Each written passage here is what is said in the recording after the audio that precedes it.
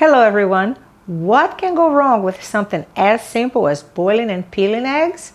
Well, a lot. And today I'm going to show you the techniques I use that work every time. And I'm going to show you how to make some awesome deviled eggs. Of course, coming up. I start by filling a large pot halfway with water and place 12 eggs into a metal basket. I find it easier to add and remove the eggs from the water all at once. And my eggs went into the water straight from the fridge. I cover the pot and turn the heat up to high so the water starts boiling quicker.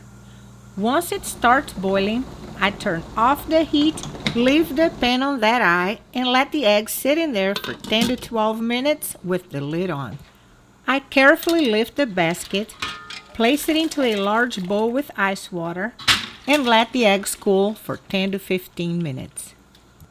I am going to show you what happened when I placed room temperature eggs straight into boiling water. One of them cracked right away.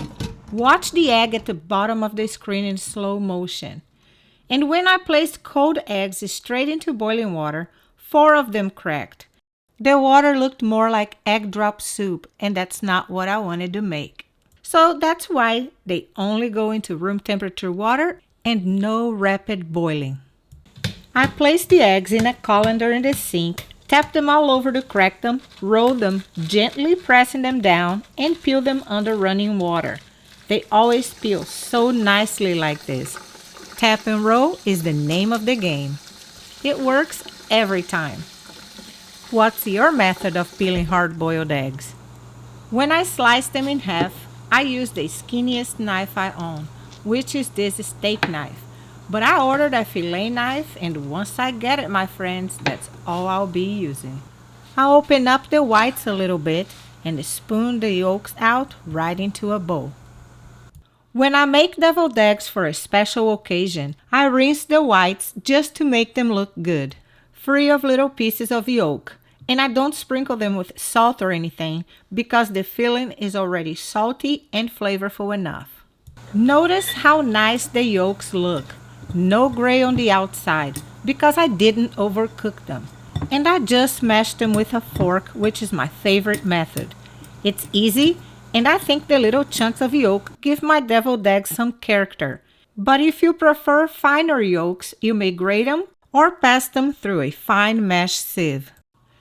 To the yolks, I add half a cup of mayonnaise, 1½ tablespoons of sour cream, 1 tablespoon of yellow mustard, 1 tablespoon of dill relish with its juice, 1 teaspoon of all-purpose seasoning, 1 teaspoon of white granulated sugar, and ground black or white pepper to taste.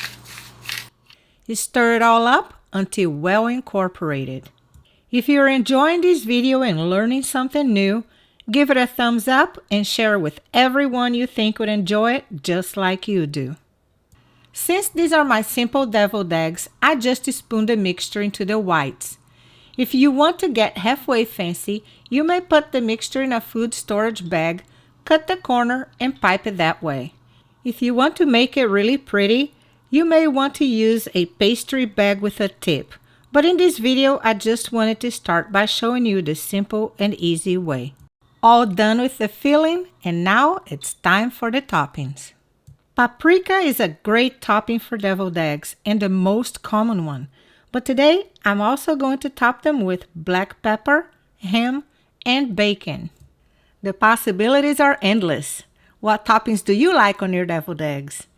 And now, my favorite part, tasting them. Thank you for watching.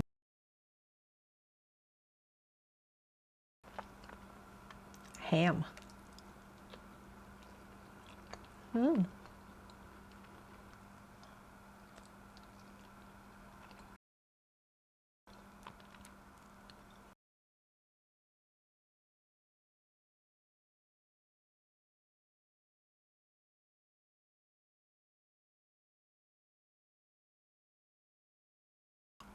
Excellent.